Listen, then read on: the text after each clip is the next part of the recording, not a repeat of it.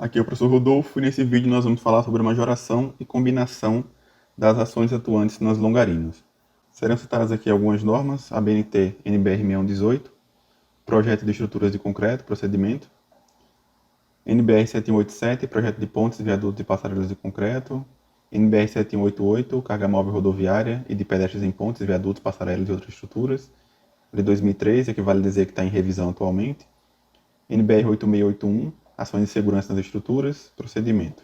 Bom, já foi visto lá em análise estrutural as envoltórias dos esforços, que lá nós trabalhávamos como sendo uma combinação da carga permanente com a carga móvel, e a única conta que a gente fazia aqui era de que a carga móvel estava sendo multiplicado por um determinado coeficiente φ.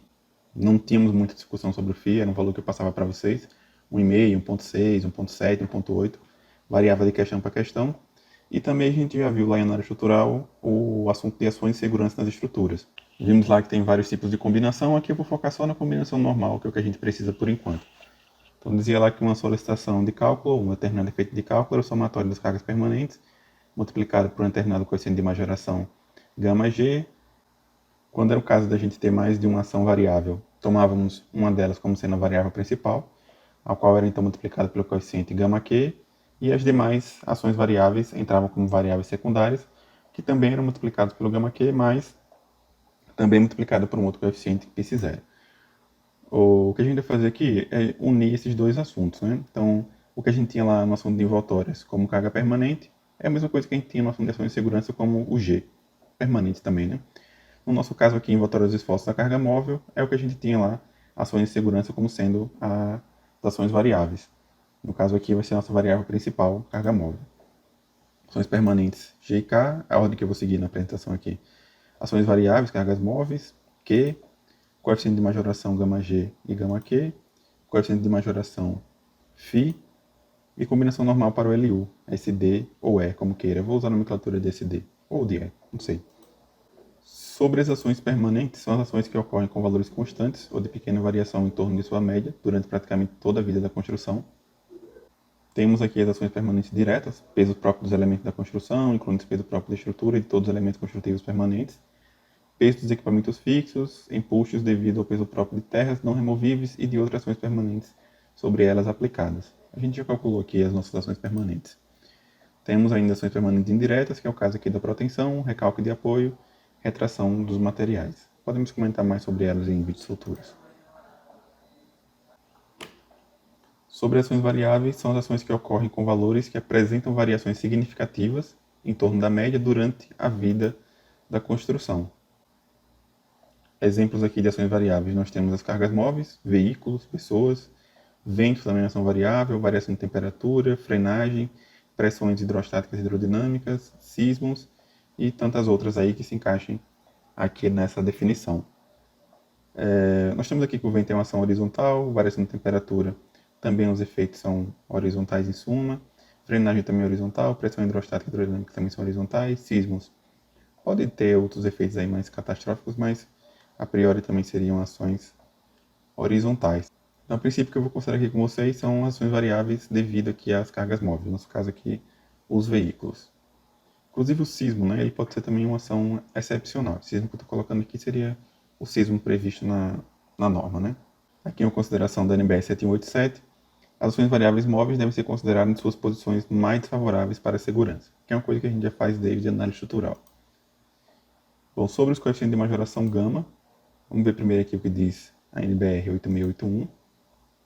Temos lá o estado limite último, combinação última normal, que é o somatório das cargas permanentes multiplicado pelo γg, mais uma variável principal multiplicada pelo γq1, mais as variáveis consideradas como secundárias multiplicadas pelo γq e pelo π0.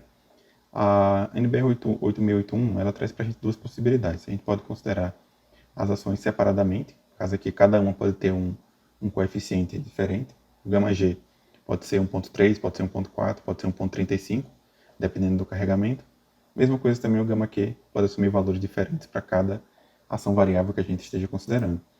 Ou a gente pode também trabalhar essas ações, essa combinação, né, considerando as ações conjuntamente. No caso aqui nós teríamos somatório das cargas permanentes multiplicado por um único γg, e aí independe da variabilidade das ações, todas elas serão majoradas por um único coeficiente. Do mesmo jeito, as ações variáveis seriam multiplicadas por um único coeficiente γ(q). Então a gente já viu lá em análise, por exemplo, algumas variáveis têm o coeficiente γ de 1,4, outras têm de 1,2, outras têm de 1,5. Nesse caso aqui, a gente escolheria apenas um coeficiente a ser multiplicado por todas as variáveis. Então, o que diz a NBR 6118? Essa aqui é a tabela que é apresentada lá, que fornece os coeficientes γ. Então, combinações de ações, mais uma vez, o que a gente vai considerar aqui são combinações normais, especiais ou de construção excepcionais, a gente discute em vídeos futuros. Seriam algumas verificações pontuais que a gente tem que fazer.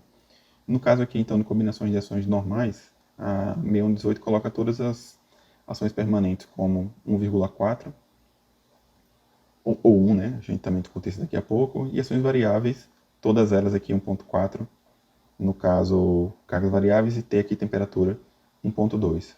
Proteção 1,2, 0,9, recalque de apoio e retração 1,2 ou 0. Há ainda aqui uma nota em relação às cargas permanentes, que para as cargas permanentes de pequena variabilidade, como o peso próprio da estrutura, especialmente as pré-moldadas, esse coeficiente pode ser reduzido para 1,3. Então vamos ficar com isso daqui da 6118. Indica lá 1,4, que eu acho que é o que todo mundo deve estar acostumado a utilizar, mas se for de pequena variabilidade, ela possibilita que a gente utilizar 1,3. A 6118 diz ainda que os valores das tabelas 11.1 e 11.2, essa aqui no caso é 11.1, podem ser modificados em casos especiais, aqui não contemplados de acordo com a BNT NBR 8681. Então, de novo, ela joga a bola aqui para a norma mãe do assunto, que é a 8681. Bom, então vamos voltar para a 8681. A 8681 apresenta aqui a tabela 1, são as permanentes diretas consideradas separadamente. O tipo de ação, peso próprio de estruturas metálicas, peso próprio de estruturas pré-moldadas, peso próprio de estruturas moldadas no local, elementos construtivos industrializados, elementos construtivos industrializados em condições in loco, elementos construtivos em geral e equipamentos. Então, aqui é meio subjetivo, né? Ficaria aí a cargo do projetista considerar que a estrutura da ponte, associada aqui às cargas permanentes, se encaixa em determinado caso e verificar aqui qual seria o coeficiente. Isso aqui no caso de ser considerado separadamente. E se as ações forem consideradas agrupadas, novamente aqui o caso da combinação normal, apresenta agora não mais como tipo de ação, mas como tipo de estrutura, grandes pontes, edificações do tipo 1 e pontes em geral, e edificações do tipo 2. No caso aqui ela diz a norma, né? Grandes pontes são aquelas em que o peso próprio da estrutura supera 75% da totalidade das ações permanentes. Edificações do tipo 1 são aquelas onde as cargas acidentais superam 5 km², e edificações do tipo 2, aquelas onde as cargas acidentais não superam 5 km². No nosso caso aqui, eu vou considerar com vocês que as ações permanentes elas são agrupadas. Então, no nosso caso, poderia encaixar aqui grandes pontes, ou ainda o caso aqui de pontes em geral. Para ser grande ponte, eu tenho que o peso próprio tem que superar 75%. Eu não refiz o cálculo aqui, mas vocês podem voltar nos vídeos anteriores e vocês vão ver lá que o peso próprio, no nosso caso, ele não supera os 75%. Talvez aí, se eu fosse considerar também, conta que eu não fiz ainda, né? O peso dos pilares, por exemplo, ou de cortinas, que eu também não calculei, eu acho que chegaria a esse caso aqui. Pelo sim, pelo não, eu vou, a favor da segurança aqui, eu vou utilizar o coeficiente de pontos em geral, que me dá aqui o coeficiente de 1,35 ou 1. A gente vai ver também a necessidade aqui de utilizar esses dois, se realmente precisa ou não. Pronto, está aqui já indicando, acabei de falar. Sobre as ações variáveis consideradas separadamente, na combinação normal, tipo de ação apresenta aqui ações truncadas, não é o nosso caso. Efeito de temperatura, também não é o nosso caso, já que a gente está considerando a carga dos veículos. Ação do vento, 1,4, vamos considerar mais para frente. Ações variáveis em geral, 1,5. Então, a priori, seria o nosso caso aqui de considerar 1,5. Ações variáveis consideradas conjuntamente. Esse daqui está bem mais claro que é o que a gente realmente precisa, né? Tipo de estrutura, pontes, edificação de tipo 1, coeficiente de ponderação é 1,5, e edificação de tipo 2, 1,4. Ainda tem uma nota aqui que quando as ações variáveis forem consideradas conjuntamente, o coeficiente de ponderação mostrado na tabela 5 se aplica a todas as ações, devendo considerar também conjuntamente as ações permanentes diretas, que é o que a gente vai fazer aqui. Então aqui eu vou considerar que o meu γ(q) é 1,5. Vamos discutir agora quanto é que vale o φ, aquele φ que a gente considerava lá da carga móvel em análise estrutural. Com as antigas versões das normas NBR 7187 e NBR 7188 citavam o coeficiente de majoração das cargas móveis para a consideração do efeito dinâmico. Era chamado coeficiente de impacto, φ, daí eu utilizar o φ. Esse coeficiente era dado só por 1,4 menos 0,007 de L. A última versão da NBR 788, que é de 2013. Não vou me lembrando que ela está em atualização, mas só Deus sabe quando vai sair. Abandona esse coeficiente, porém diz que a carga concentrada e a carga distribuída sobre o pavimento devem ser ponderadas pelos coeficientes de impacto vertical, C e V, do número de faixa CNF e de impacto adicional, C e A. Então aqui eu teria a carga de cálculo da roda, seria o peso lá da roda, multiplicado por esses três coeficientes. A mesma coisa, a carga de multidão que a gente já viu, seria a carga de multidão, também multiplicada por esses três coeficientes. Posso escrever, né, no modo geral aqui, que a carga móvel de projeto vai ser a carga móvel característica, seja lá a roda ou a carga de multidão, multiplicada aqui por esses três coeficientes. Para a gente continuar, aqui talvez chatice minha, né? Mas só para continuar utilizando a mesma nomenclatura que a gente utilizava lá em análise, do coeficiente φ, aí eu vou dizer que o meu coeficiente φ, a partir de agora, ele é igual ao produto desses três coeficientes, CIV, CNF e CIA. Beleza?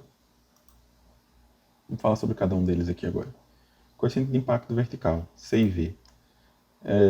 Ele amplifica a ação da carga estática, visa simular o efeito dinâmico da carga em movimento e a suspensão dos veículos automotores. Veja como a ponte se movimenta quando os caminhões passam. Chega a assustar. Técnicos do DENIT estiveram no local, mas não foram autorizados a gravar entrevista. Disseram apenas que o trecho será recuperado. Enquanto isso, é preciso paciência. O CIV é igual a 1,35 para estruturas com vão menor do que 10 metros, ou ele pode ser igual a 1 mais 1,06 vezes 20, dividido aqui pelo LV mais 50 para estruturas com vão entre 10 metros e 200 metros. LV é o vão em metros conforme o tipo de estrutura. Bom, LV é o próprio vão em pontes isostáticas, LV é a média aritmética dos vãos, no caso de vãos contínuos, e LV é o comprimento do próprio balanço para estruturas em balanço. Observação 1, CIV não simula ou elimina a necessidade de análise dinâmica das estruturas sensíveis ou de baixa rigidez, em especial estruturas de aço e estruturas estalhadas. Talvez eu faça um vídeo no futuro aí falando especificamente sobre análise dinâmica. Deixa eu ver. Outra observação aqui, para estruturas com vãos acima de 200 metros, deve ser realizado estudo específico para consideração da amplificação dinâmica e definição do coeficiente de impacto vertical. Bom, a nossa ponte é essa daqui, né, que a gente está considerando. Tem um balanço aqui de 5 metros, o vão entre apoios é 20 metros e tem um balanço à direita 6 metros. Aqui eu teria, então, nesse balanço, o meu comprimento é o dobro do balanço, 10 metros. Aqui eu teria o próprio vão isostático, medido lá, 20 metros. E aqui, de novo, o dobro do balanço, que seria 12 metros. Tem um livro muito bom aqui de pontes, que é o livro do Machete. O livro é antigo, né, anterior a essa norma, mas em todo caso a gente precisava antes definir quem era o L. E lá no livro do Machete é considerado que o L seria a distância aqui entre o ponto A e o ponto E. Mas, por definição de vão, distância entre dois apoios, eu estou tomando aqui como sendo 20 metros. Então aqui eu teria, para esse caso aqui, né, vão menor, deixa eu voltar o slide, vão menor do que 10 metros, né? Eu teria aqui o CIV 1,35, então é o caso aqui desse balanço, 1,35. Esse daqui eu preciso aplicar a equaçãozinha lá, que dá o CIV de 1,30, e nesse balanço aqui eu teria o CIV de 1,34. Então aqui eu tenho 1,35, 1,30, 1,34. Para eu não precisar fazer, eu estou passando o veículo aqui em cima. Então se eu tiver uma roda, por exemplo, nesse ponto aqui, o CIV seria 1,35. Se eu tiver uma roda nesse ponto aqui, eu teria o CIV 1,30. Para não ter essa confusão de 1,35, 1,30 mesmo, porque eu posso ter uma roda do lado de cá e outra roda do lado de cá, né? Eventualmente. Eu vou considerar que toda a extensão da minha ponte tem um CIV de 1,35. Estou indo aqui a favor da segurança, né? Coeficiente de número de faixas CNF. Avalia a probabilidade de carga móvel ocorrer em função do número de faixas. CNF é dado por 1 menos 0,05 n menos 2, tem que ser maior do que 0,9, onde n é o número inteiro de faixas de tráfego rodoviário a serem encarregadas sobre um tabuleiro transversalmente contínuo. Acostamento e faixa de segurança não são faixas de tráfego da rodovia. O coeficiente não se aplica ao dimensionamento de elementos estruturais transversais no sentido do tráfego, laje, transversina, etc., que a gente vai ver mais para frente também. Bom, essa daqui é a nossa ponte, que tem aqui a largura de 10 metros. Descontado aqui as defensas, eu teria então 9 metros e 20. E quantas faixas, né? Vamos discutir isso daqui. Aqui só para ilustrar, né? Isso aqui não tem duas faixas, né? As dimensões não estão bem estabelecidas. A definição de faixa, da largura da faixa, às vezes varia aí de autor para autor. Em todo caso, eu vou considerar aqui o que diz o Manual de Projeto de Obra de Artes Especiais do DNR. Então eu tenho aqui a ilustração desse transversal de uma ponte, largura total L, no nosso caso aqui seria o 10 metros, então aqui eu tenho faixa de rolamento, acostamento, acostamento, e as defensas aqui com largura de 40 centímetros. Dependendo aí da classe de projeto, um B, 2, 3 e 4, estão aqui indicadas as dimensões. Então, no caso, um B eu teria largura total de 12,80 m, 2 também 12,80 m, 3, 10,80 m e a 4, 9,80 m. A nossa aqui não está obedecendo nenhum desses casos, né? Em todo caso, ela está mais parecida aqui com o que seria essa classe de projeto 4, onde nós temos aqui o acostamento com 1,5 m e a faixa de rolamento teria 3 metros. Em todo caso, o que a gente tem aqui, que no nosso problema são duas faixas de rolamento, né? Um pouco mais aí de 3, um pouco menos, mesma coisa também o acostamento, um pouco mais, um pouco menos de 1,50 m. Então, aplicando aqui a equação, CNF 1 menos 0,02, 2 menos 2, resultando o próprio valor de 1. Então, nosso CNF é igual a 1.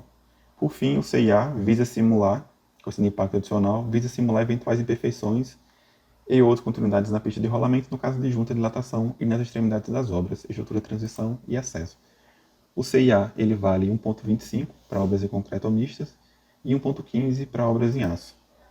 Todas as seções dos elementos estruturais há uma distância horizontal normal à junta inferior a 5 metros para cada lado da junta ou descontinuidade estrutural devem ser dimensionadas com os esforços das cargas móveis majoradas pelo CIA.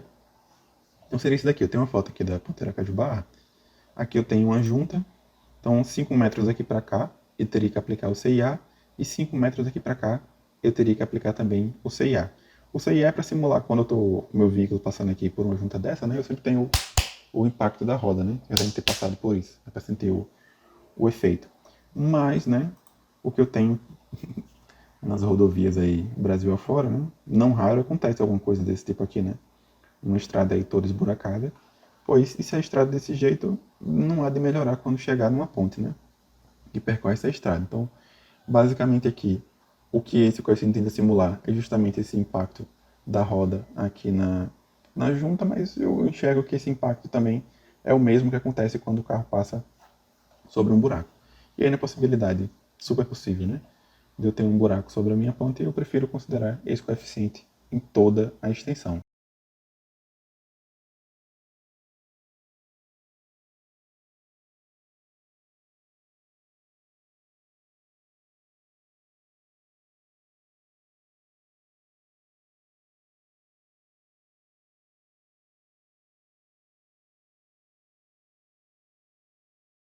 Então, para a gente aqui, a gente teria o CIA de também 1,25. Bom, então o nosso FIF fica igual a 1,35, que é o CIV, vezes 1, que é o CNF, vezes aí 1,25. Então o nosso FI, 1,6875. A combinação normal resulta, então, gama G multiplicado pelo G, mais o gama Q multiplicado pelo Φ, não está aqui, né, porque o Φ é uma coisa específica da carga móvel, multiplicado aí pelo gama Q. O gama G ele pode ser 1,35 ou 1, o gama Q nosso 1,5 e o Φ 1,6875. Então eu posso ter, por exemplo, aqui um SD1, uma combinação de cálculo SD1, 1,35 multiplicado aqui pelo GK, que é a permanente característica, mais 2,53, que seria o φ vezes o gama Q, vezes a nossa carga móvel. Como eu posso ter também uma segunda combinação de cálculo, que seria só o G, sem majorar para 1,35, mais aí o 2,53 QK. Fica a pergunta aí para vocês, né? Se eu preciso dessas duas, né? Existe a possibilidade aqui do SD2 ser pior do que o SD1? É possível isso? Mas essa é muito fácil, faz outra mais difícil. Então, vamos ver, né? Se é possível ou não, e se realmente precisa desses dois, né? Então, aqui, interpretação dos coeficientes e combinações. Vamos supor aqui que eu tenho esse diagrama de momento fletor, carga permanente. Eu não estou colocando o valor porque não importa, né? Vai que eu mude alguma coisa depois nos vídeos anteriores e esse vídeo aqui fica salvo. Mas, em todo caso, aqui eu tenho um diagrama de momento fletor e vamos dizer que eu vou tomar para analisar esse ponto aí. E nesse ponto da minha carga permanente, eu vi lá que o valor do momento fletor, devido à carga permanente, era 1000 kN. Então eu teria aqui uma eventualidade do gama G ser igual a 1. A minha carga, meu momento de cálculo devido à carga permanente seria 1000 kN por metro. Na eventualidade de eu ter o gama G igual a 1,35, eu teria meu momento de cálculo 1.350 kN. Então, meu momento devido à carga permanente estaria variando aqui entre 1.000 e 1.350, né? Qualquer valor nesse intervalo aqui seria possível. Em relação aqui à carga móvel, está aqui desenhada a envoltória, sem a carga permanente, né? Só os efeitos da carga móvel. Nesse mesmo ponto, digamos aqui que devido à carga móvel, o momento negativo foi menos 1.500 kN. E o momento positivo foi 2.000 kN. Coloquei o meu veículo nas piores posições e tal, né? E obtive aqui menos 1.500 e 2.000. Com o gama Q vezes o φ igual a 2,53, o negativo pode ir a menos 3.695 e o positivo pode ir a 5.060. Então, devido à carga móvel, meu momento aqui pode variar desde menos 3.695 até 5.600. Isso aqui já é majorado pelo gama Q e pelo φ.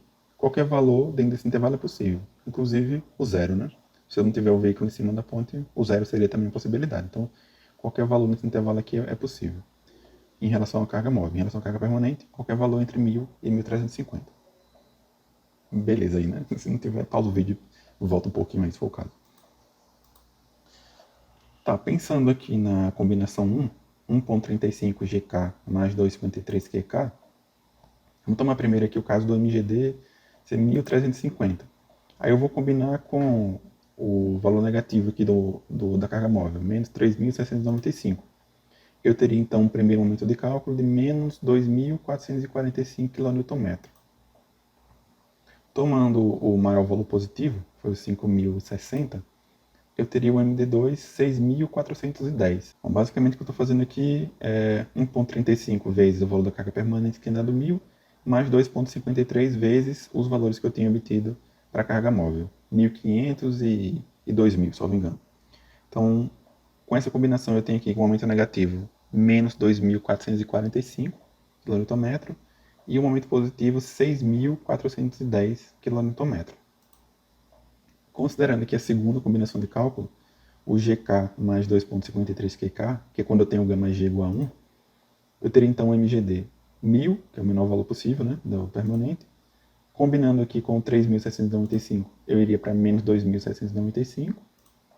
E combinando com 5.060, eu iria então para 6.060. Então eu tenho 4 valores aqui possíveis para o meu momento, né? Pensando aqui no momento fletor, se eu tiver momento positivo, significa dizer que a minha viga está sendo tracionada na parte de baixo, né? Então, eu precisaria pegar o maior valor positivo. Entre 6.410 e 6.060, que foram os positivos que eu encontrei, seria então 6.410. Quando eu tenho um momento negativo, significa dizer que a minha viga está sendo tracionada na parte de cima e eu tenho que dimensionar a armadura para resistir a esse momento. Em relação ao negativo, aqui eu obtive menos 2.445 e aqui eu obtive menos 2.795. Como esse daqui é maior do que o de cá, né, em módulo, né, os efeitos dele, então eu teria que dimensionar minha viga para resistir ao momento positivo de 6.410 e o momento negativo de menos 2.795 kN. Então, eu poderia dizer aqui, né, que eu tenho que, de fato, fazer essas duas verificações, né, essas duas combinações. Bom, para ir para o dimensionamento, a gente vai agora desenvolver a envoltória de momento fletor e a envoltória de esforço cortante. Eu já fiz isso aí lá em análise, né, de forma manual, escrevendo na mão. Aqui está a figurinha lá do vídeo, e já fiz isso também no FTOR. Mas como era lá para análise, que a nossa envoltória era só a carga permanente mais o φ vezes o CM, e aqui a gente tem algumas considerações a mais a fazer, eu vou, não vou dizer regravar esses vídeos, né, mas refazê-los aí com alguns comentários aqui para pontos. Beleza aí?